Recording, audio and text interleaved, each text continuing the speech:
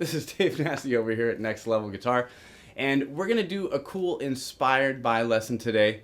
Great guitar player, total clean tone, and we're gonna get a little bit of boogie woogie in our afternoon. That's the whole idea. So we are gonna focus on G pentatonic today, but we're gonna mix things around. We're gonna get a little major pentatonic tonality, we're gonna get a little minor pentatonic tonality, and we're gonna put all this together, and it's gonna be fantastic. So let's talk about a couple of positions where we're gonna use these licks, and we're gonna accomplish just this.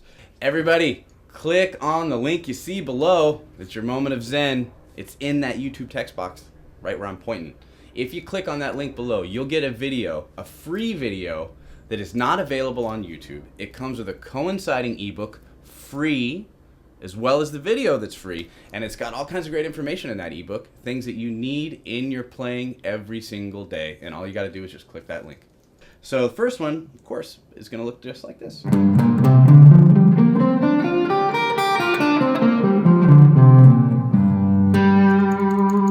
Okay, so chord comping in this kind of a style. I want to do that. Let's talk about that for a minute, because, you know, we got tons of videos to talk about this style and lead play, but we want to talk about some interesting ways to comp some chords in this shuffle kind of a groove. So what I like to do, if I'm going to be playing along with some people, is I like to work around and use my ears to follow the other players in the band. So that might not necessarily lend me to doing chords the entire time. Whatever it is your voicing of the chord might be for this jam. I like to dance around the musicians and listen to what the bass player is doing and do things that are a little bit different.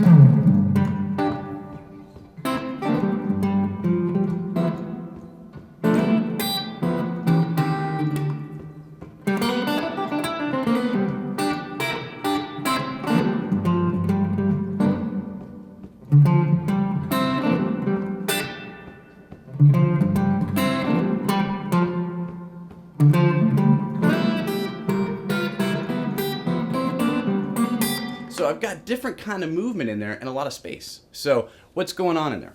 Besides me making a bunch of ugly faces while I'm trying to play some of these rhythms. Okay, the chords that I'll use sometimes and that I'll accent in different ways, I like to take this voicing. Really cool tonality of a chord. Obviously, it's kind of lending itself to much more of a dominant type of a tonality, or a G13 chord. But I'm just thinking of this. Really easy.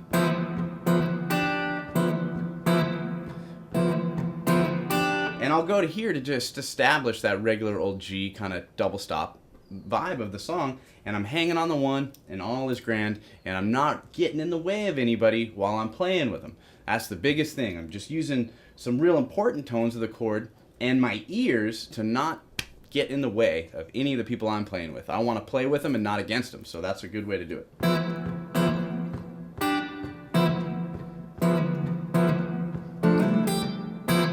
Look at that. That was kind of a nice little thing. We hear this all the time in blues playing. We're taking this kind of idea and we're resolving it to our G there. Look at the way I'm fretting that. I got my middle finger on F, index on A, and my third finger on D, sliding up to G, B, and E, and going right back to that. So I've got this kind of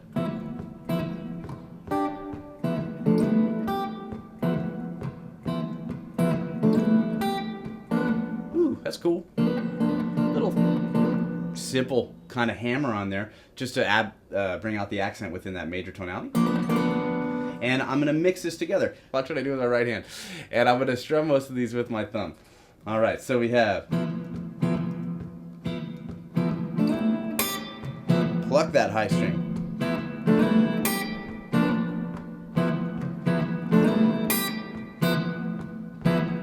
Now I'll go to my 4.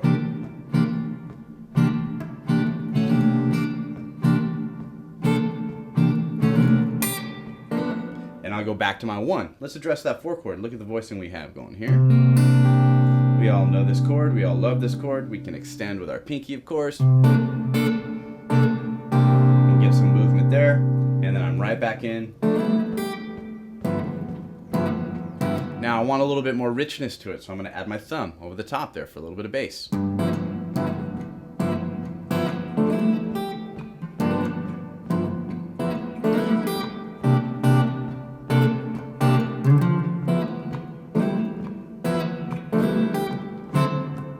Right? Traditional type of a turnaround. We could do that, but let's spice that up. What if we do this for a turnaround?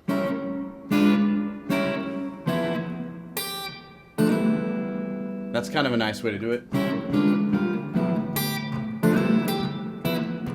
I like that turnaround. It'll totally function within this jam and this style. Look at the chord voicing I have going here. Right? Very diminished in tonality. Up a half step. Moving it right back again. If we call off the frets, we got 5, 6, 5, and 6. Moving it up, 6 and 7. Back to my dominant tonality of a chord. And I got that right there. So that's a cool turnaround. I like that within my style. So all really, really easy, but every time I do this, it might be slightly different. And these are the chords I like to work with a lot. So if I'm jamming, let's get that. Kind of a cool way to do it. We got some raking in there.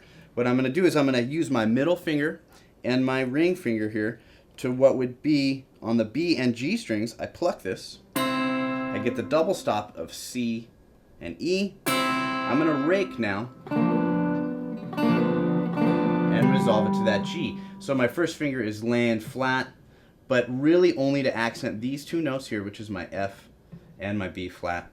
And I'm going to hammer in with my middle finger, and I'm raking in an upward motion and coming onto that G note right there.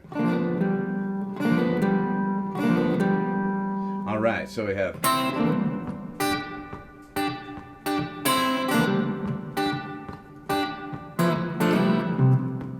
all just examples of the chords we were talking about.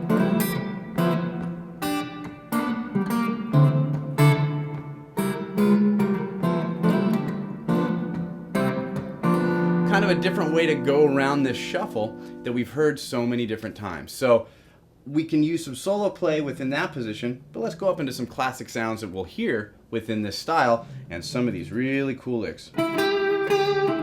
Ooh, we know that one.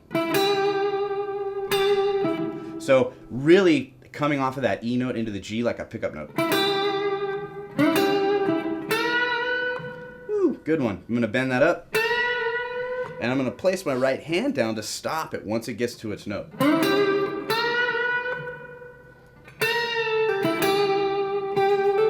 Nice little finish there.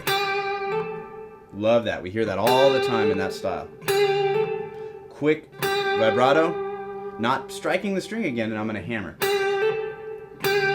So how can I make this kind of play and some of these classic sounds work? Well, I got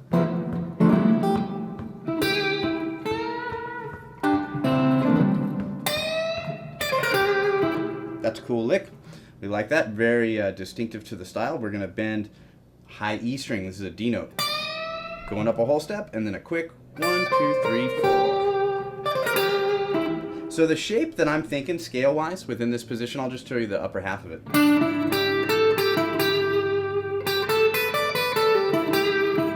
We're bending these strings up. I like that. What if I go one beyond it? Oh yeah, good one.